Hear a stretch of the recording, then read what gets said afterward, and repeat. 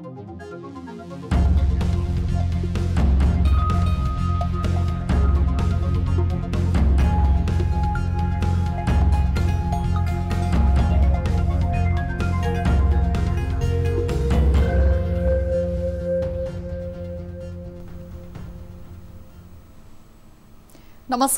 यो news 24 television prime time न्यूजमा स्वागत छ।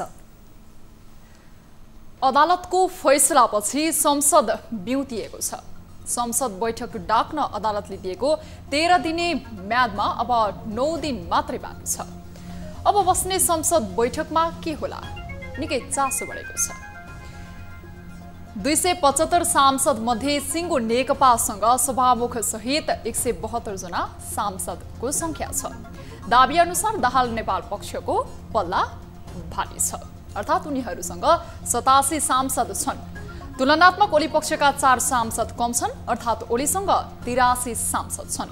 दाहाल नेपालको 87, ओलीका 83 र वामदेव गौतम सहित नेकपाका 2 जना सांसद कतै पनि प्रश्न खोलेका छैनन्। यता थप विषयवस्तुमा कर छलेर तर मार्नेहरूको यो देशमा कमी छैन। देश गरिब बन्दै गर्दा धनाढ्यहरूको सूची यो देशमा बढ्दो छ, जसले जसरी व्यवसाय गरे पनि हुने भएको छ।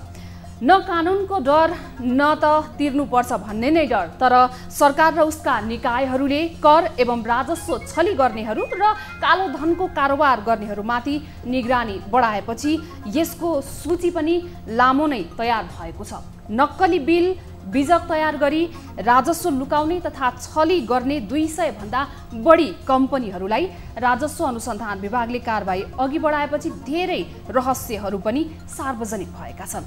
यी कम्पनीहरूमाथि मुद्दा अघि बढाउँदा 36 अर्ब बराबरीको बिगोको पनि माग दाबी गरिएको छ।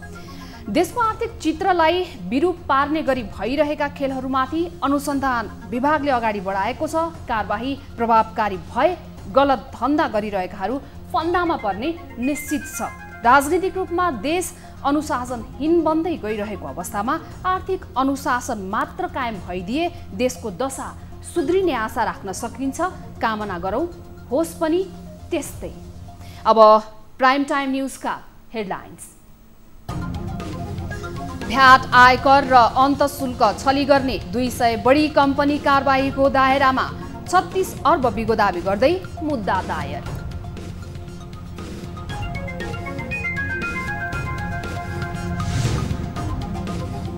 हिम्मत भए अविश्वासको प्रस्ताव ल्याउन ईश्वर पोखरेलको चेतावनी। संसद होस् या चुनाव, सबैतिर लड्न तयार रहेको टोप बहादुर रायमाझीको भनाइ। ती सबैलाई हामी पराजित गर्नेछौँ। नेकपा आधिकारिकता विवाद नमिलेसम्म जसपाले कुनै पनि निर्णय नलिने राजकिशोर यादवको प्रश्नोक्ति। नेकपाको एकतामा नै मुलुकको हित रहेको जिकिर। गणितीय खेलमा फस्ने, टाउको गनेर राजनीति गर्ने हो कि? बर्ड फ्लूको आतंकले काठमाडौँ पुनः त्रसित। तारकेश्वरको साङ्ला फाटमा 15,000 बढी कुखुरा मारिए। सतर्कता अपनाउन पशु सेवा विभागको आग्रह। त्यो क्षेत्रलाईमा चाहिँ र जातीय विभेदले जरो गाडेको समाजमा अझै पनि कथित तल्ला जातिमाथिको दुर्व्यवहार घटेन। दलित भएकै आधारमा एक शिक्षक विद्यालय भित्रै पिटिए। एक फाइट हेर्का त्यसपछि गएर अनि मलाई यहाँ झ्याप पारेर पक्रेर।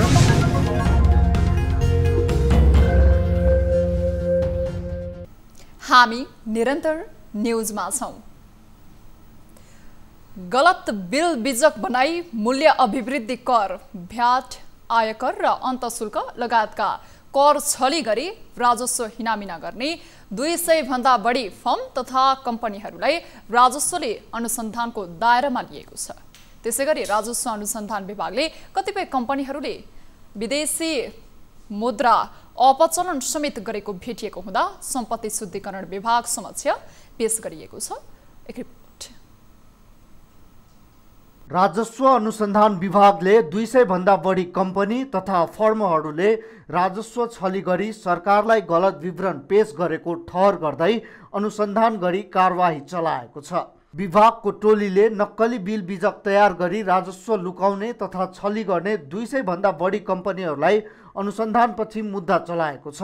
विभागले कतिपय कम्पनीहरूले नक्कली सञ्चालक तथा प्रोप्राइटर देखाएर कम्पनी खोलेको र उनीहरूले कर तथा राजस्व छली गरेको विभागको ठहर छ। विभागले पछिल्लो 2 वर्षको अवधिमा मात्र करिब 36 अर्ब बराबरको बिगो दावी गर्दै मुद्दा दायर गरेको छ। त्यसैगरी विभागका अनुसन्धान टोलीले विदेशी मुद्रा अपचलन गरेको र केही कम्पनीहरूले विदेशमा कम्पनी खडा गरी अदृश्य रूपमा ठूलो कारोबार समेत गरेको भेटिएको छ। करिब चाहिँ 200 त्यस्ता चाहिँ विभिन्न मजदुरहरूको नाममा घरायसी कामदारको नाममा फर्महरू दर्ता गर्ने, तिनीहरूको चाहिँ ब्याङ्क खाता लगेर खोल्ने र त्यो ब्याङ्कको चेक सही गर्ने अथोरिटी चाहिँ ती बिचौलिया दलालहरूले लिने, प्रेसमा बिल छापेर निर्बाध रूपमा चाहिँ जसलाई चाहिँ बिल चाहिन्छ 3-4% कमिसन लिएर बिल चाहिँ बिक्री गर्ने। अरबौँको करिब अहिलेसम्मको हाम्रो यो करिब 2 वर्ष भयो अनुसन्धान सुरु गरेको, त्यो अवधिमा करिब 15 अरब जतिको चाहिँ त्यो अवधिको, अहिलेको होइन, यो विगत 2-2.5 वर्षमा त्यो खालको चाहिँ छैन। चालु आर्थिक वर्षको 6 महिनामा सरकारले आयकर र अन्तशुल्कको लक्ष्य अनुरूप राजस्व सङ्कलन हुन सकेको छैन।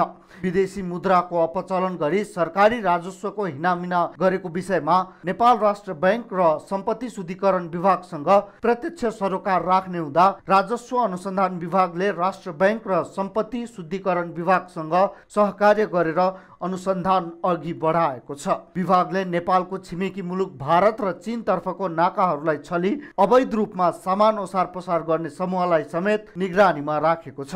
भनौँ निर्माण सामग्रीहरूको चाहिँ व्यापार व्यवसाय गर्ने तर उपभोक्तालाई बिल नदिने, विभिन्न छदमबेसी नामहरूमा चाहिँ आयात गर्ने, त्यो आयात गरेको सामान चाहिँ लगेर मेन व्यापारी जसले छ उसले चाहिँ बिक्री गर्ने, उसले त्यो कागजात डकुमेन्ट नलिने तर त्यो चाहिँ कुनै बिचौलियाले त्यस्ता बिल प्रमाणपत्रहरू लिएर एकदमै कानुनी ढङ्गले सबै कागज प्रमाणहरू राखेर त्यसको आधारमा बिल चाहिँ बिक्री गर्ने, 8-10% सम्ममा बिल बिक्री गर्ने को पनि अहिले चाहिँ छिटफुट घटना देखेर अहिले एकजना चाहिँ अडिटरलाई हामीले त्यसरी बिल बिजक बिक्री गरेको फेला पारेर प्रमाणसहित हामीले चाहिँ अनुसन्धानको दायरामा ल्याएका छौँ। राजस्व अनुसन्धान विभागले विगतको वर्षहरूमा भएको राजस्व छली तथा हिनामिनामाथि पनि अनुसन्धान गरी मूल्य अभिवृद्धि कर, भ्याट, आयकर र अन्तशुल्क भएको छलीमा संलग्न मुद्दा चलाएको हो।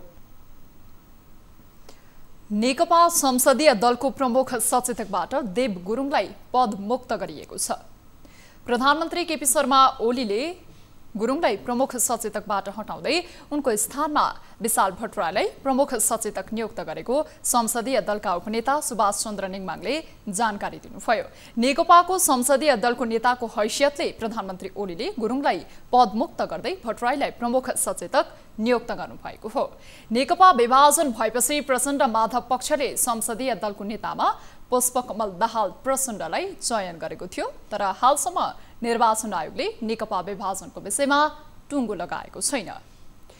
उपप्रधानमन्त्री ईश्वर पोखरेलले कसैले धारे हात लगाउँदैमा प्रधानमन्त्री केपी शर्मा ओलीले राजीनामा नदिने स्पष्ट पार्नु भएको छ। अनेरासो ब्यूले शुक्रबार काठमाडौँको आरआर क्याम्पसमा आयोजना गरेको भेलामा उहाँले कसैले भन्दैमा जनताले विश्वास गरेको प्रधानमन्त्री ओलीले राजीनामा नदिने बताउनु भएको हो।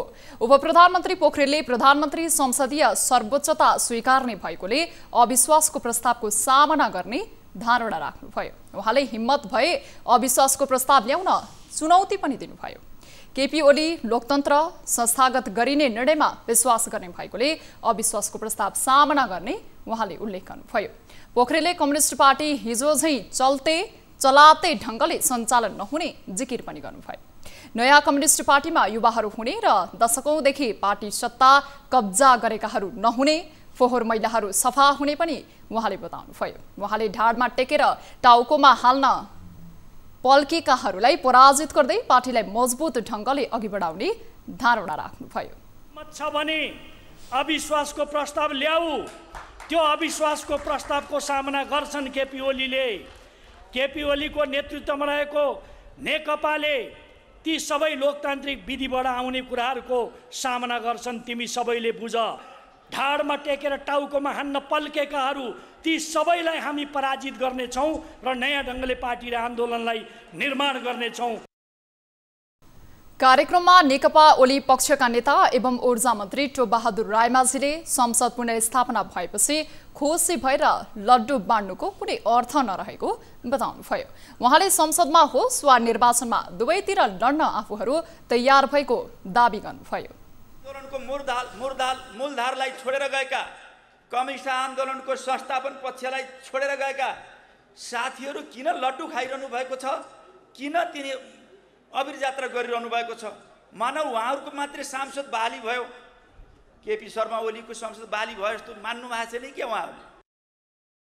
कार्यक्रममा ओली पक्षका नेताहरूले अब संसदबाट डटेर अघि बढ्ने र मुलुकलाई लोकतन्त्रको बाटोमा अघि बढाइने धारणा राखेका थिए।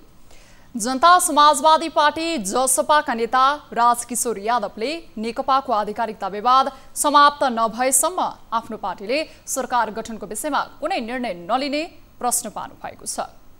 न्युज 24 टेलिभिजनको नियमित कार्यक्रम इस्यु अफ द डे आयोडीमा कुराकानी गर्दै नेता यादवले सरकार गठनको विषयमा छलफल भए पनि नेकपाको आधिकारिकता विवाद नुहाएसम्म कुनै निर्णय लिन हतार हुने बताउनुभयो। अहिले नै सरकारमा जाने भन्ने पार्टीमा छलफल भएको छैन। अब पहिले त के हो भने सम्मानित सर्वोच्च अदालतको निर्णयले संविधानलाई फेरि एक बार ट्र्याकमा ल्याइदिएको छ। जो चाहिँ असंवैधानिक कदम थियो त्यसलाई सच्याइदिएको छ। अबको बाटो के? फेरि त्यही गणितीय खेलमा फस्ने, टाउको गनेर राजनीति गर्ने हो कि हिजो भएका कमी कमजोरी के कारणले यो समस्या भयो? किनभने टाउको या संख्या कम भएर त यो समस्या भएको होइन।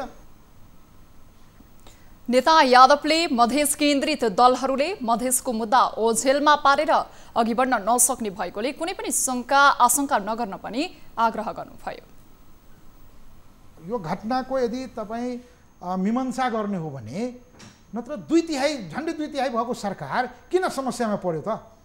मलाई लाग्छ यो सबैको लागि आत्मसमीक्षा गर्नुपर्ने विषय हो। सबैले एकचोटि आफ्नो क्रियाकलापहरूलाई, हिजो लिएका नीतिहरूलाई, हिजो गरेका पद्धतिहरूबाट सोच्नुपर्ने, सिक्नुपर्ने विषय हो। नेता यादवले नेकपा दुवै पक्ष मिलेर जानुमा नै मुलुकलाई फाइदा रहेको भन्दै नेकपाको एकता नै मुलुकको विकास भएको प्रश्न पार्नुभयो। प्रतिनिधि सभा पुनर्स्थापनापछि राजनीतिक जोडघटाउ सुरु भएको छ। नेपाल कम्युनिस्ट पार्टी नेकपाको आधिकारिकता विवाद कायमै छ। यस्तो अवस्थामा प्रतिपक्षी दलहरूलाई नेकपाको कुन समूहसँग छलफल गर्ने अन्यल भएको छ। बिहिबार दिनभर भएका छलफलहरूको निचोड नै नेकपाको आधिकारिकता प्रतिपक्षी दलहरूले खोजेका छन्। कांग्रेस सभापति शेरबहादुर देउवाले नेकपा प्रचण्ड नेपाल समूहसँग आधिकारिकता मागेका थिए भने जनता समाजवादी पार्टीले पनि यही प्रश्न तिर्साएको थियो। यसकारण पनि राजनीतिक जोडघटाउ मिल्न सकेको छैन। एक रिपोर्ट। प्रतिनिधि सभा पुनर्स्थापनापछि नेकपा प्रचण्ड नेपाल समूह उत्साहित बन्यो। दीप प्रज्वलन सहित विजय जुलुस नै मनायो। यो समूहलाई प्रतिनिधि सभा बेगठन विरुद्धको आन्दोलनमा कांग्रेस र जनता समाजवादी पार्टीले साथ दिएका कारण नयाँ बन्ने सरकारलाई पनि साथ दिने विश्वास थियो। तर यो विश्वास धेरै दिन टिकेन। अहिले दुवै दलले नेकपाको आधिकारिकता टुङ्ग्याउन प्रष्ट भनेका छन्। कांग्रेस सभापति शेरबहादुर देउवासँग वार्ता गर्न पुगेका पुष्पकमल दाहाल प्रचण्ड र माधव नेपाललाई उनले आधिकारिकता टुङ्ग्याउन भनेका थिए। कांग्रेसले कोसँग वार्ता गर्ने प्रष्टता मागेको छ। नयाँ सरकार गठनका लागि पनि आधिकारिक दल आवश्यक हुने कांग्रेसको निष्कर्ष छ। जबसम्म उहाँहरूले चाहिँ निर्कोल गर्नुहुन्न, कम्युनिस्ट पार्टी एकै भएर पनि जान सक्छ। भोलि चाहिँ अलग भएछ भने कसरी चाहिँ जान्छ, त्यो परिस्थिति नआएसम्म नेपाली कांग्रेसले चाहिँ हतारेर हामी यसो गर्छौँ उसो गर्छौँ, यो पक्षमा लाग्छौँ ऊ पक्षमा लाग्छौँ भन्नु चाहिँ त्यो अपरिपक्व हुन्छ। कांग्रेस सँगै जनता समाजवादी पार्टीसँग पनि साथ खोजेको प्रचण्ड नेपाल समूहले यो पार्टीबाट पनि आधिकारिकताको प्रश्न सामना गर्नु परेको छ। जनता समाजवादी पार्टीका नेताहरूले आधिकारिक नेकपा कानुनी रूपमा छुट्याउन भन्दै अहिले नै सत्ता साझेदारी गर्न नसकिने सन्देश दिएको छ। फगत प्रधानमन्त्री बनाउनको लागि मात्रै हतारिएर जाने स्थितिमा छैन जनता समाजवादी पार्टी। अब पहिले त नेकपाको तिमीहरू घर झगडा मिलाऊ, मिलेन भने अलग अलग हौ, अनि त्यसपछि कसरी जाने? तिमीहरूसँग अब आगामी रोडम्याप के छ? नेकपाको आधिकारिकता टुङ्ग्याउन निर्वाचन आयोगले समय लगाएको छ। आयोगले नेकपाको आधिकारिकता विवादमा तत्काल कुनै निर्णय नदिने बताएको छ। प्रतिनिधि सभा विघटनको निर्णयसँगै राजनीतिक रूपमा विभाजित नेकपाबारे यसअघिकै निर्णयलाई निरन्तरता दिँदै आयोग आधिकारिकता सम्बन्धी विवादमा प्रवेश नगर्ने भएको छ। निर्वाचन आयोग के भन्छ? आधिकारिकताका लागि तोकिएको हद म्यादभित्र दुवै पक्षले दाबी नगरेको, राजनीतिक दल सम्बन्धी ऐन, नियमावली, पार्टी विधान एवं पार्टीको परिपत्र अनुसार कानुनी रूपमा नेकपा एउटै भएको र विधान अनुसार दुवै अध्यक्षको सहमतिमा महासचिवले बोलाएको बैठक आधिकारिक हुने निर्णय आयोगले गत माघ 11 गते नै गरिसकेको छ। आयोगले संसद पुनर्स्थापनापछि अब विवाद फरक ढङ्गले देखिन सक्ने अनुमान समेत गरेको छ। चुनावका लागि पार्टीको नाम, चिन्ह र आधिकारिकताबारे विवाद थियो, तर अब संसद पुनर्स्थापनासँगै राजनीतिक विवाद संसदीय गणिततर्फ सोझिएको आयोगको अनुमान छ। आयोगले तत्कालीन नेकपा एमाले र माओवादी केन्द्र बीच एकता भएपछि महाधिवेशन नभएको र महाधिवेशनसम्म नेकपाका दुवै अध्यक्षको सहमतिमा महासचिवले बैठक बोलाएर निर्णय लिने भन्ने विषय पार्टी विधानमै स्पष्ट रूपमा उल्लेख गरिएकोले दुई पक्षले एकअर्कालाई गरेको कारबाहीको कुनै औचित्य नहुने पनि बताएको छ। हामी निरन्तर न्यूजमा छौं। नेपाली कांग्रेसका केन्द्रीय सदस्य नवीन्द्र राज जोशीलाई मस्तिष्कघात भएपछि उहाँको अपरेसन गरिएको छ। जोशीका दाजु राजुराज जोशीका अनुसार अपरेसनपछि उहाँलाई अहिले आइसियुमा सारिएको छ। डाक्टरले जोशीलाई कम्तीमा 4 दिन अस्पतालमै राख्नुपर्ने बताएको राजुराजले जानकारी दिनुभएको छ। बिहिबार अबेर राति 81 बेहोस हुनुभएका जोशीलाई शुक्रबार बिहान 5 बजे नै नर्वेक अस्पताल पुर्याइएको थियो। जोशीको मस्तिष्कमा थोरै रगत देखा परेकाले उहाँको तत्काल अपरेसन गरिएको हो। चिकित्सकहरूले जोशीको मस्तिष्कघात धेरै जोखिमपूर्ण नभएको बताएको पारिवारिक स्रोतले जनाएको छ। दक्षिण एसियाली क्षेत्रीय सहयोग संगठन सार्क अलमलमै छ। अध्यक्ष राष्ट्रको हैसियतमा नेपालले सार्क शिखर सम्मेलनको प्रयास गरे पनि भारत पाकिस्तानको द्वन्द्वले अनिश्चित बनेको छ। 19औं शिखर सम्मेलन पाकिस्तानले गर्नुपर्ने हो, तर दुई देशबीचको सम्बन्ध बिग्रिँदा भारतले पाकिस्तानमा हुने शिखर सम्मेलनमा भाग लिन अस्वीकार गर्दै आएको छ। तर पछिल्लो समय दुई देशको सैन्य सम्बन्धमा सुधार आउन थालेको छ। दुई देशको एलओसीमा केही समय यता शान्ति छाएको छ। भारतीय सञ्चार माध्यमहरूले दुई देशका राष्ट्रिय सुरक्षा सल्लाहकारहरू बीच वार्ता भएको दावी गरेका छन्। यसलाई दुई देश बीचको सम्बन्ध सुधारको संकेत मानिएको छ। यदि सम्बन्ध सुधार भए सार्क सम्मेलन भने सम्पन्न हुने बताइएको छ। विकासको नाममा प्रतिगमन लादिएको भन्दै बृहत नागरिक आन्दोलनको अगुवाईमा काठमाडौँमा विरोध प्रदर्शन गरिएको छ। बृहत नागरिक आन्दोलन र सम्पदा संरक्षण अभियान कर्मीहरूले काठमाडौँको माइती घरमा विरोध प्रदर्शन गर्दै विकासको नाममा जनतालाई दुःख दिने काम भएको भन्दै प्रदर्शन गरेका हुन्। काठमाडौँ उपत्यकामा भइरहेको सडक विस्तार गैर कानुनी भएको उनीहरूको दाबी छ। बालाजु सडक विस्तारको विरोध गर्नेहरूलाई प्रहरीले नियन्त्रणमा लिएकाले उनीहरूलाई तत्काल रिहा गर्नुपर्ने माग पनि प्रदर्शनकारीले राखेका थिए। त्यस्तै सडक विस्तार पीडितलाई पुनर्स्थापना गर्नुपर्ने लगायतका माग पनि उनीहरूको छ। प्रदर्शनमा सहभागीहरूले सडक विस्तारका नाममा आफूहरूलाई उठीबास लगाउने काम भएको गुनासो गरे। म नक्साका मान्छे पीडितमा छु। पीडित हजुर कसरी भयो भन्दाखेरि मैले नक्सामा घर बनाउन नसकेर थलीमा गएँ। थलीमा दुवानो जग्गा किने, दुवानो जग्गामा उनीहरूलाई बाटो चाहियो भन्छ, उनीहरूले उठेर जाऊ भन्छ। म कहाँ जाने त हजुर? मैले 30 वर्ष खाइ नखाइ दुःख गर्नु अनि उनीहरूले नि मलाई निकाल्नु। प्रदर्शनमा उपत्यका व्यापी सडक विस्तार पीडित सङ्घर्ष समिति तथा नेवा देय दबोको पनि सहभागिता रहेको थियो। प्रदर्शनकारीहरू परम्परागत नेवारी वेशभूषा र बाजागाजा सहित सहभागी भएका थिए। शिक्षा मन्त्री कृष्ण गोपाल श्रेष्ठले भूकम्पपछि नेपालको ऐतिहासिक स्थलको पुनर्निर्माण चीन सरकारको भूमिका महत्त्वपूर्ण रहेको बताउनु भएको छ। शुक्रबार काठमाडौँको दरबार हाई स्कुलमा चीन सरकारले उपलब्ध गराएको शैक्षिक सामग्री हस्तान्तरण कार्यक्रममा उहाँले नेपालको ऐतिहासिक सांस्कृतिक स्थल हनुमान ढोकादेखि दरबार स्कुलसम्मको पुनर्निर्माणमा चीन सरकारको भूमिका महत्त्वपूर्ण रहेको बताउनुभयो। सो अवसरमा उहाँले नेपालको इतिहास बोकेको दरबार हाई स्कुल निर्धारित समयमा नै चीन सरकारले नयाँ रूपमा पुनर्निर्माण गरेको उल्लेख गर्नुभयो। मन्त्री श्रेष्ठले चीन सरकारको सहयोग निरन्तर प्राप्त भइरहेको भन्दै यसले दुई देश बीचको भावनालाई थप प्रगाढ बनाएको जिकिर गर्नुभयो। चिनिया सरकारको यो सहयोगी र यो मायाको भावनाप्रति हामी मतलब चाहिँ उहाँहरूप्रति विशेष मैले अहिले पनि भने महामहिम राजदूतज्यू मार्फत सिङ्गो चिनिया सरकार र चिनिया जनताहरूप्रति म विशेष धन्यवाद दिन चाहन्छु। क्रममा चिनिया नयाँ वर्षको अवसरमा नेपालका लागि चिनिया राजदूत हो यान्छीले विद्यालयलाई खेलकुद सामग्री, स्वास्थ्य सामग्री, ब्याग, पुस्तक लगायत प्रदान गर्नुभएको थियो। 2072 सालको विनाशकारी भूकम्पबाट क्षति भएको दरबार हाई स्कुल चीन सरकारको सहयोगमा पुनर्निर्माण गरिएको हो। पछिल्लो 24 घण्टामा मुलुकभर थप 112 जनामा कोरोना संक्रमण पुष्टि भएको छ। 3944 जनाको पीसीआर परीक्षण गर्दा सो संख्यामा संक्रमित थपिएका हुन्। यो सँगै कुल संक्रमितको संख्या 2,73,984 जना पुगेको छ, जसमध्ये सक्रिय संक्रमित 936 रहेका छन्। स्वास्थ्य तथा जनसंख्या मन्त्रालयको तथ्याङ्क अनुसार बितेको 24 घण्टामा 4 जना कोरोना संक्रमितको मृत्यु भएको छ। नेपालमा हालसम्म कोरोना संक्रमणले 2771 जनाको मृत्यु भइसकेको छ। पछिल्लो पटक 54 जना संक्रमण मुक्त भएका छन्। हालसम्म 2,70,277 जना संक्रमण मुक्त भएका छन्। हाल क्वारेन्टिनमा रहनेको संख्या 71 छ भने नेपालमा हालसम्म 21,57,580 जनाको पीसीआर परीक्षण गरिसकिएको छ।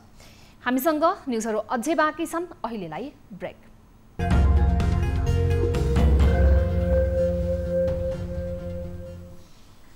हामी निरन्तर न्युजमा छौं।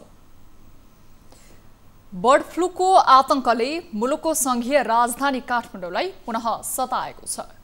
केही समय अघि बर्ड फ्लू देखिएको काठमाडौँ उपत्यकामा पुनः यो संक्रमण देखा परेपछि तारकेश्वर नगरपालिकाको साङ्ला फाँटमा 15,000 बढी कुखुरा मारिएका छन्। एक रिपोर्ट। काठमाडौँको तारकेश्वर नगरपालिकामा पुनः बर्ड फ्लूको संक्रमण देखिएको छ। संक्रमण देखिएपछि संक्रमण थप फैलन नदिन ठूलो मात्रामा कुखुरा नष्ट गरिएको पशु सेवा विभागले जनाएको छ। विभागका अनुसार तारकेश्वर नगरपालिका वडा नम्बर 1 साङ्ला फाँटमा रहेका कुखुरा फार्महरूमा बर्ड फ्लू पुष्टि भएपछि त्यहाँ रहेका विभिन्न फार्महरूबाट 15,397 कुखुरा नष्ट गरिएको जनाएको छ। पछिल्लो 1 महिनादेखि काठमाडौँको तारकेश्वर नगरपालिका र सुर्खेतको वीरेन्द्रनगर नगरपालिका क्षेत्रमा बर्ड फ्लू देखिन थालेको थियो। तारकेश्वर नगरपालिका वडा नम्बर 1 मा पालिएका कुखुराको नमुना केन्द्रीय पशुपन्छी रोग अन्वेषण प्रयोगशालामा परीक्षण गर्दा बर्ड फ्लू पुष्टि भएको पशु सेवा विभागले जनाएको छ। काठमाडौँको तारकेश्वर वार्ड नम्बर 1 मा पुनः बर्ड फ्लू देखिएको छ।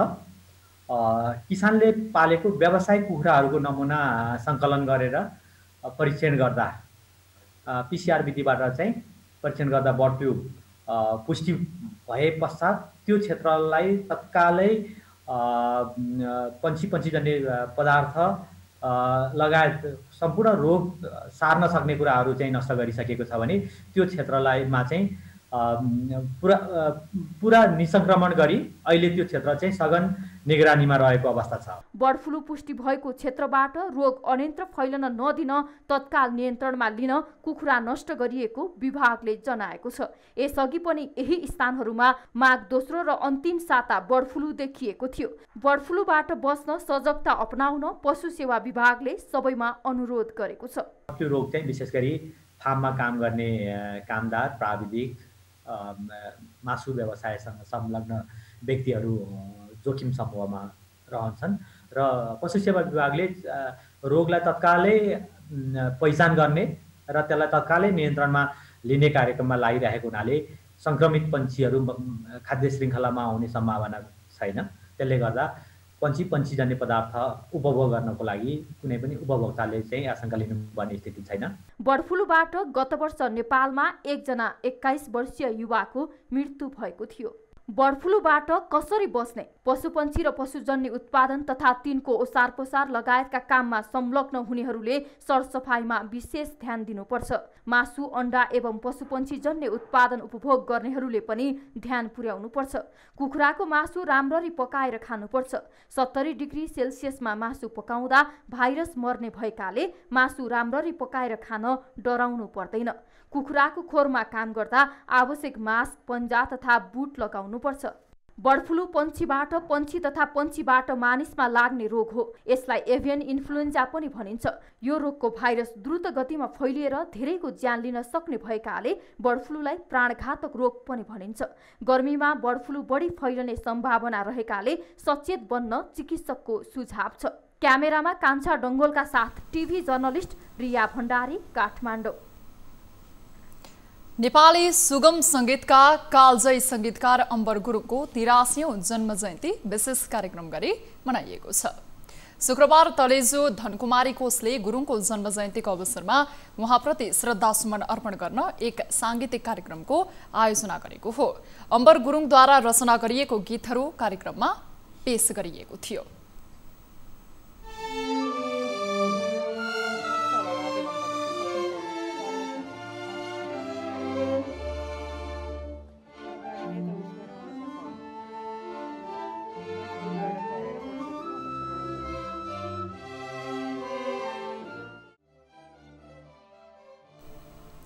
नेपाली गीत सांगीतिक क्षेत्रका मूर्धन्य व्यक्तित्व अम्बर गुरुङको जन्म 26 फेब्रुअरी सन् 1938 मा भारतको दार्जिलिङ लालढिकी भन्ने ठाउँमा भएको हो।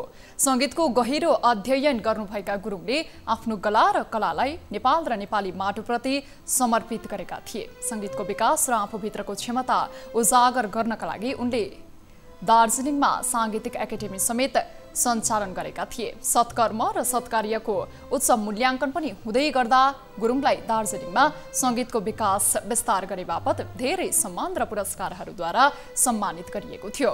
उनले आफ्नो सांगीतिक जीवनमा बहुमूल्य गीतहरूमा पनि स्वर भरेका छन्। ती अधिकांश गीतहरूमा उनी आफैले संगीत भरेका थिए। गुरुङले यो फूल बसन्त, डाँडा पारी हिउँ परेछ, आँखाबाट बगाई, आकाश झुक्यो लगायतका गीतहरू आफ्नै शब्द र संगीतमा आफै गाएका थिए। पूर्व पश्चिम राजमार्ग अन्तर्गत हेटौडाको प्राप्ति पुलमा स्थानीयले सडक अवरुद्ध गरेपछि सडक सञ्चालन गर्ने क्रममा प्रहरी र स्थानीय बीच झडप भएको छ। सवारी दुर्घटनामा संलग्नलाई कारबाहीको माग गर्दै सडक अवरुद्ध गरेपछि सुचारू गर्न पुगेको प्रहरी र पीडित पक्षबीच झडप भएको हो।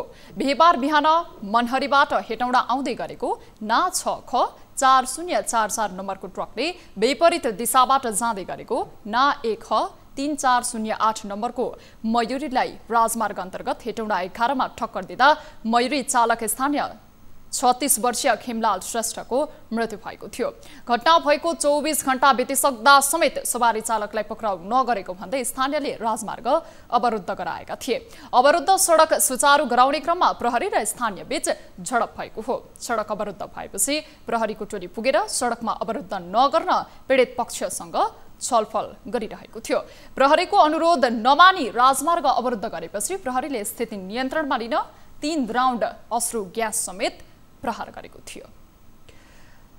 जातीय नाममा भेदभाव गर्नेहरूलाई 3 वर्षसम्म कैद र 30,000 सम्म जरिमानाको व्यवस्था कानुनमा गरिएको छ। तर दलित भएकै कारण वर्षौंदेखि भोग्दै आउनु परेको पीडा जीवका त्यौं छ। महोत्तरीको बर्दिवास 3 गौरीडाँडा स्थित जनता माध्यमिक विद्यालयका पूर्व प्रधानाध्यापक एवं हालका शिक्षक नेत्र बहादुर रम्तेलमाथि विद्यालयमै आक्रमण गरिएको छ। स्थानीय मनिष अर्यालले विद्यालयमै प्रवेश गरेर शिक्षक रम्तेललाई जातीय दुर्व्यवहार गर्दै उनीमाथि कुटपिट गरेका हुन्। एक रिपोर्ट। विद्यालयमा गुण्डागर्दी गर्न कसरी आउँछ मानिसहरूलाई, त्यसमाथि कानुनत बन्देज जातीय विभेदको नाममा। कानुनले जातीय भेदभावलाई दण्डनीय मानेको छ। तर महोत्तरीको एक विद्यालयमा शिक्षकमाथि दलित भएकै कारण कुटपिट गरिएको घटनाले कानुनको धज्जी उडाएको छ। महोत्तरीको बर्दिवास 3 गौरीडाँडा स्थित जनता माध्यमिक विद्यालयका पूर्व प्रधानाध्यापक एवं हालका शिक्षक नेत्र बहादुर रम्तेलमाथि विद्यालयमै कुटपिट गरिएको छ। स्थानीय मनिष अर्यालले दलितको छोरो हेडमास्टर बनेर धाक जमाएको भन्दै आफूमाथि ढुङ्गा प्रहार गरी कुटपिट गरेको पीडित शिक्षक रम्तेलको भनाइ छ। जातीय दुर्व्यवहार गर्दै गाली गलौज गरेपछि पीडित शिक्षकले किन यस्तो भनेको भन्दै प्रश्न गरेपछि मनिष अर्यालले विद्यालयमै उनीमाथि आक्रमण गरे। उनले शिक्षक रम्तेलमाथि टाउकोमा मुक्का प्रहार गर्दै शरीरमा लगाएको गन्जी, सर्ट र कोट च्यातिदिएका छन्। यति मात्र होइन, शिक्षकमाथि भइरहेको आक्रमण रोक्ने प्रयास गर्दा पनि आरोपीले निरन्तर ढुङ्गा प्रहार गरिरहे। मलाई यहाँनिर एक फाइट हिर्कायो त्यसपछि गएर अनि मलाई यहाँ झ्याप पारेर पक्रेर यो तान्यो यहाँ यो मेरो यो भएको छ यो यस्तो भयो त्यसपछि मेरो यो गन्जी यो यसरी च्यातिदिएछ यहाँ अनि यो मेरो कोट चाहिँ यस्तो भएको छ अहिले भएको छ अनि त्यसपछि मलाई चाहिँ अब त्यहाँ थुप्रै मान्छेहरू हुनुहुन्थ्यो होइन अभिभावकहरू पनि हुनुहुन्थ्यो विद्यालयका त्यो शिक्षक साथीहरू सबै हुनुहुन्छ त्यहाँ शिक्षक साथीहरू त्यहाँ सबै हुनुहुन्छ अनि उहाँले चाहिँ के गर्नु भने म भित्र गेटमा हुँदाखेरि त्यत्रो ढुङ्गो लिएर आएर चाहिँ त्यो विद्यार्थी कसले बोकेको छ त्यो ढुङ्गाले चाहिँ उसले मलाई चाहिँ त्यहाँ टाढाबाट हाने स्थानीयले विद्यालयबाटै आरोपीलाई नियन्त्रणमा लिएर प्रहरीलाई बुझाएका थिए तर उनी बाटोमा प्रहरीलाई झुक्क्याएर भागेका थिए त्यसपछि आरोपीलाई पक्राउ गरी कडा कारबाही गर्नुपर्ने माग गर्दै गाउँलेहरू इलाका प्रहरी कार्यालयमा पुगेका थिए स्थानीयका अनुसार अराजक गतिविधिमा सक्रिय रहेका मनिष अर्यालले यस होटल व्यवसायमाथि पनि आक्रमण गरेका थिए मैले पुलिसको सुरक्षाकर्मीको सही हिसाबलाई अपराधीलाई पक्रिएर जिम्मा लगाएपछि अनि उहाँले चाहिँ स्कुलको हाताभित्र गएर युनिफर्ममा रहेको टिचरलाई पनि पक्रेर ल्याउनु खोज्नुभयो मैले चाहिँ उहाँलाई के भने भनेदेखि उहाँ युनिफर्ममा हुनुहुन्छ उहाँ एउटा टिचर हो स्कुलको हाताभित्रबाट तपाईँले उहाँलाई नियन्त्रणमा लिन सक्नुहुन्न विद्यालयका तर्फबाट त्यो टिचरलाई हामीले तपाईँ कतिखेर कुन समयमा हाजिर गराउनु भन्नुहुन्छ त्यतिखेर हामी हाजिर गराउन सक्छौँ तपाईँ विद्यालयका हाताभित्रबाट तपाईँलाई टिचरलाई तपाईँले नियन्त्रणमा लिन सक्नुहुन्न यो अपराधीलाई चाहिँ तपाईँले तुरुन्त नियन्त्रणमा लिनुहोस् भनेर मैले सही हिसाबलाई पक्रेर उहाँको हातै हात बुझाएको आरोपीलाई प्रहरीले भगाएको भन्दै प्रहरी कार्यालयमै स्थानीय र विद्यार्थीहरूले 2 दिनदेखि चर्को नाराबाजी गरे त्यसपछि प्रहरी टोलीले तुरुन्तै पक्राउ गरेका थिए विद्यालय व्यवस्थापन समितिका अध्यक्ष नरबहादुर खनालले आरोपीमाथि हदैसम्मको कारबाही गर्नुपर्ने माग गरेका छन् शिक्षक उपर भएको कुटपिटको शिक्षक संगठनहरूले कडा विरोध र घोर निन्दा गरेको छ यहाँ स्कुलमा गएर रक्सी सक्सी खाएर हाम्रो यो नेत्र सरलाई कुटेको छ त्यसै भएर हामीहरूलाई जस्टिस चाहियो गुडलाई यो विद्यालयभित्र गएर कुट्न पाइँदैन यो विद्यालयमा गएर दादागिरी चल्दैन कसैको अनि स्टुडेन्टको माग पुरा हुनुपर्छ र यो अपराधीलाई सजाय मिल्नुपर्छ यता घटनाको छानबिन गरेर दोषीलाई कडा कारबाही गरिनुपर्ने माग एकीकृत अखिल नेपाल शिक्षक संगठन प्रदेश 2 ले पनि गरेको छ विद्यालयका शिक्षकमाथि जुन ढङ्गको दुर्व्यवहार भयो त्यो दुर्व्यवहार हुनु हुँदैन थियो पहिलो कुरा त्यो भयो त्यो घटनाले हामी सबै अभिभावकहरू जनप्रतिनिधि सबैलाई मर्माहित बनाएको छ अब यस्तो घटना भइसकेपछि पहिलो कुरा राज्यले शान्ति सुरक्षाको म्यानेज गर्नुपर्छ शान्ति सुरक्षाकै प्रक्रिया पनि त्यहाँ प्रहरी गइसकेपछि पनि जुन ढङ्गको व्यवहार भयो त्यसले चाहिँ समुदायमा विद्यार्थीमा सबैमा एउटा उत्तेजित माहौल क्रिएट गर्यो शिक्षक कुट्ने आरोपी अर्याललाई पक्राउ गरिएको इलाका प्रहरी कार्यालय बर्दिवासका डीएसपी वीरेन्द्र थापाले जानकारी दिएका छन् टिचरहरूमाथि हातपात भएको कुरो आएको छ यसमा पक्कै पनि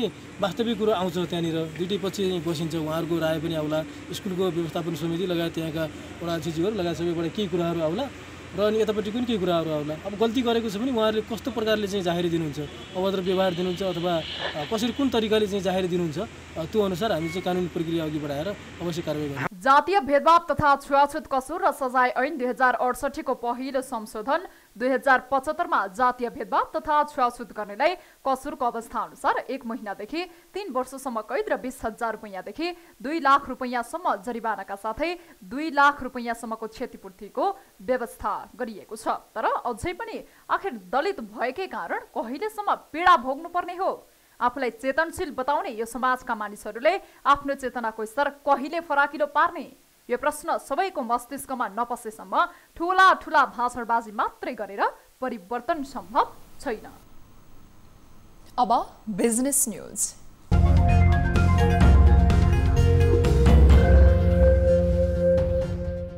नेपाल उद्योग वाणिज्य महासंघ र नेपाल बैंकर्स संघ बीच लघु घरेलु तथा मझौला उद्यमका लागि वित्तीय कर्जा उपलब्ध गराउन सहजीकरण गर्ने सम्बन्धमा सम्झौता भएको छ। उद्योग वाणिज्य महासंघका अध्यक्ष शेखर गोल्छा र संघका अध्यक्ष भुवन दाहालले सम्झौता पत्रमा हस्ताक्षर गरेका हुन्।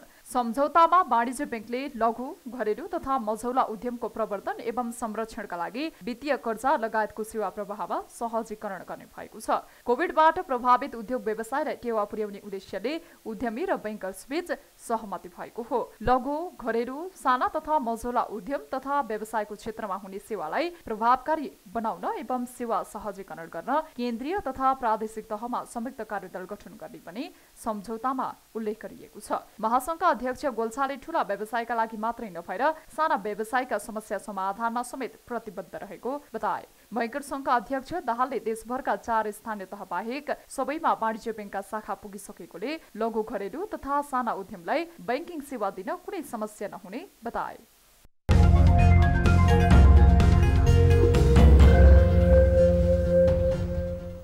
न्युजहरू अझै बाँकी नै छन्, अहिलेलाई break. Gem flooring, designer, durable and luxurious flooring. Gem flooring Nepal त सब ठिकठाक। Baltra home appliance, live your home हो। आफ्नो विश्वास हो त्रिशक्ति सिमेन्ट प्लम्बर।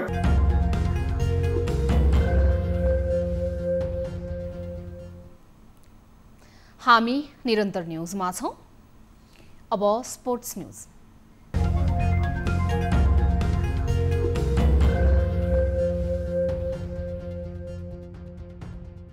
शहीद स्मारक बी डिभिजन लिग फुटबलमा सातोबाटो युथ क्लब विजयी भएको छ। शुक्रबार भएको खेलमा सातोबाटोले खुमलटार युथ क्लबमाथि 3-2 गोलको जित निकालेको हो। सातोबाटोको जितमा दोर्जे तामाङ, आशिष राई र भुवन बस्नेतले 1-1 गोल गरे। खुमलटारका सबिन केसी र आदिल हमिदले 1-1 गोल फर्काए। खेलको 11औं मिनेटमा दोर्जेले पेनाल्टीमा गोल गर्दै सातोबाटोलाई अग्रता दिलाएका थिए, तर 26औं मिनेटमा सबिनले फ्री किकबाट गोल गर्दै खुमलटारलाई 1-1 गोलको बराबरीमा ल्याए। खेलको 48औं मिनेटमा आदिलले गोल गर्दै खुमलटारलाई 2-1 को अग्रता दिलाए। खेलको 61औं मिनेटमा आशिषले गोल गर्दै सातोबाटोलाई 2-2 गोलको बराबरीमा फर्काए। त्यसपछि खेलको 74औं मिनेटमा भुवनले गोल गर्दै सातोबाटोलाई 3-2 को जित दिलाए। जितसँगै सातोबाटोले 7 खेलमा 19 अङ्क जोडेको छ। सातोबाटो शीर्ष स्थानमा यथावत रहेको छ। खुमलटारले 7 खेलमा 16 अङ्क जोडेको छ। खुमलटार लिगको दोस्रो स्थानमा रहेको छ।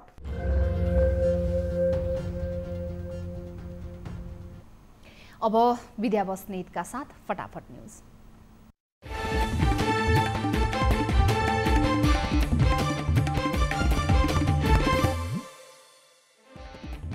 सरकार गठनको लागि दलहरूबीच भेटघाट र परामर्श तीव्र। सबै प्रमुख राजनीतिक दलहरू आन्तरिक र अन्तर्दलीय छलफलमा व्यस्त। कांग्रेस नेता नवीन्द्र राज जोशीलाई मस्तिष्कघात, मस्तिष्कमा रगत जमेसँगै अपरेसन सम्पन्न, स्वास्थ्य अवस्था जटिल अवस्थामा। प्रधानमन्त्री केपी शर्मा ओलीद्वारा नेकपा संसदीय दलको प्रमुख सचेतकबाट देव गुरुङ बर्खास्त, नयाँ प्रमुख सचेतकमा विशाल भट्टराई नियुक्त। काठमाडौँको तारकेश्वरमा फेरि बर्ड फ्लू भेटियो। एकै दिन 12,500 भन्दा धेरै कुखुरा नष्ट। उपत्यका बाहिर पनि संक्रमण देखिएको पुष्टि।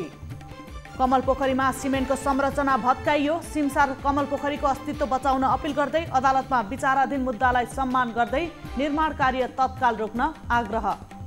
हिम्मत भए अविश्वासको प्रस्ताव ल्याउन ईश्वर पोखरेलको चेतावनी। संसद होस् या चुनाव सबैतिर लड्न तयार रहेको टोप बहादुर रायमाझीको भनाई। औषधि व्यवस्था विभागद्वारा 8वटा औषधिको बिक्री वितरणमा रोक्का गरिएको औषधि बजारबाट तुरुन्त फिर्ता गर्न विभागको निर्देशन। गृह मन्त्रालयका 52 जना सहसचिव र उपसचिवको सरुवा। 2 दर्जन जिल्लाका सिडिओ समेत हेरफेर। दाङमा संस्कृत विश्वविद्यालयको 1336 बिघा जग्गा 20 वर्षदेखि स्थानीयको कब्जामा। 408 बिघामा मोही। वार्षिक 7.5 लाख कर तिर्ने विश्वविद्यालयको आम्दानी भने शून्य। वर्तमान प्रधानमन्त्री केपी ओली नेतृत्वको सरकारले नै आगामी दिनमा पनि अविचलित रूपमा राष्ट्रका लागि काम गर्ने सञ्चार मन्त्री पार्वत गुरुङको भनाई। मुलुकमा विकासको बाटोलाई कुनै अप्ठ्यारो नहुने जिकिर। नयाँ चालक अनुमति पत्रका लागि फारम भर्नेको संख्या 5 लाख भन्दा बढी। परीक्षा उत्तीर्ण गरेकाले 1 महिनामा लाइसेन्स पाउने। मोरङको विराटनगरमा डम्बर सत्सङ्ग सद्गुरु कबीर सेवा आश्रमद्वारा मानव सेवा आश्रमलाई जग्गा हस्तान्तरण। करिब 3 करोड 60 लाख रुपैयाँ मूल्य पर्ने 6 कट्ठा जग्गा प्रदान।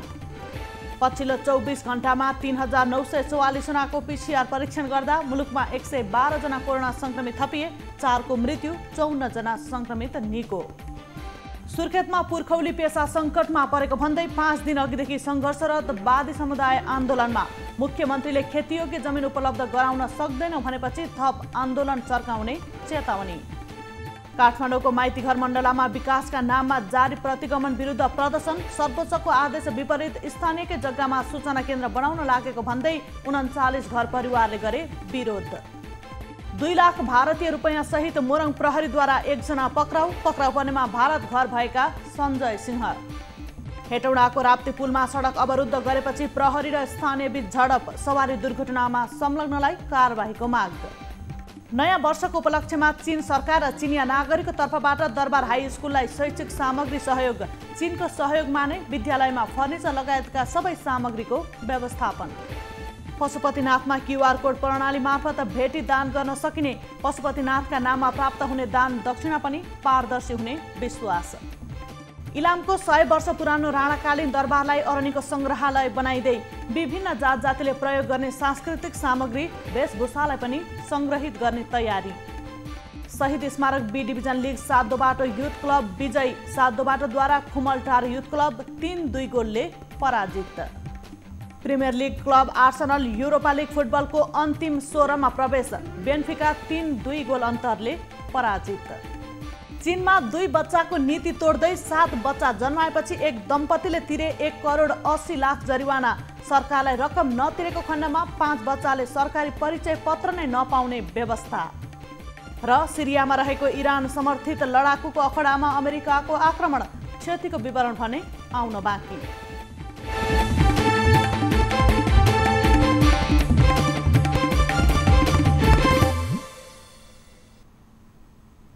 अब एउटा रोचक प्रसङ्ग। विश्वमा ठूलो संख्यामा सयौं तले गगनचुम्बी भवनहरू बनेका छन्, तर चीनले एउटा यस्तो विशाल भवनको निर्माण गरेको छ जुन ठाडो होइन, तेर्सो छ। 4वटा 60 तले गगनचुम्बी महलमाथि सुताएर चीनले विशाल महल तयार गरेको छ। चीनको यो परियोजनाको नाम हो र्याफल सिटी चोङकिङ। चोङकिङ सहरको योङझौ जिल्लामा यो विश्वकै लामो तेर्सो महल हो। दुनियाँका सबै भवनहरू ठाडो छन्, तर यो भवन चीनले तेर्सो बनाएको छ जुन आफैमा आश्चर्यपूर्ण छ। क्रिस्टल नाम राखिएको यो सुतेको भवनको लम्बाइ 250 मिटर छ। यो भवनमा 1400 सुविधा सम्पन्न अपार्टमेन्ट छन्, साथै एउटा लग्जरी होटल र 1.60 लाख वर्ग मिटरको ठूलो अफिस स्पेस तथा शपिङ सेन्टर पनि छ। पूर्ण रूपमा तयार हुने क्रममा रहेको यो भवनको डिजाइन चीनको पारम्परिक डुङ्गा जस्तै छ। भवनको माथिल्लो भागमा याङजे र जियालिङ नदीको दोभान जस्तो संरचना बनाइएको छ। यो सुतेको भवनको निर्माण गर्न अहिलेसम्म 6 वर्ष लागिसकेको छ भने यसको निर्माणमा 4 खर्ब 32 अर्ब लागत लाग्ने बताइएको छ। इजरायली आर्किटेक्ट मोसे स्याफतीले यो भवनको डिजाइन गरेका हुन्। अब प्राइम टाइम न्यूज सक्नु अघि अहिलेसम्मका हेडलाइन्स फेरि एकपटक। भ्याट, आयकर र अन्तशुल्क छली गर्ने 200 बढी कम्पनी कारबाहीको दायरामा, 36 अर्ब बिगो दाबी गर्दै मुद्दा दायर।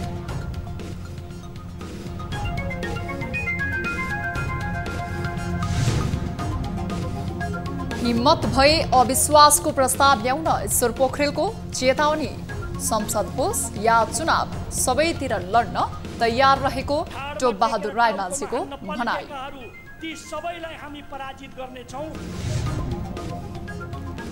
नेकपा आधिकारिकता विवाद नमिलेसम्म जसपाले कुनै पनि निर्णय नलिने राजकिशोर यादवको प्रश्नोक्ति। नेकपाको एकतामा नै मुलुकको हित रहेको छ। गणितीय खेलमा फस्ने, टाउको गनेर राजनीति गर्ने हो कि? बर्ड फ्लूको आतंकले काठमाडौँ पुनः त्रसित। तारकेश्वरको साङ्ला फाँटमा 15,000 बढी कुखुरा मारिए। सतर्कता अपनाउन पशु सेवा विभागको आग्रह। नष्ट गरिसकेको छ भने त्यो क्षेत्रलाईमा चाहिँ र जातीय विभेदले जरो गाडेको समाजमा अझै पनि कथित तल्ला जातिमाथिको दुर्व्यवहार घटेन। दलित भएकै आधारमा एक शिक्षक विद्यालय भित्रै कुटिए। त्यसपछि गएर मलाई यहाँ झ्याप पारेर पक्रेर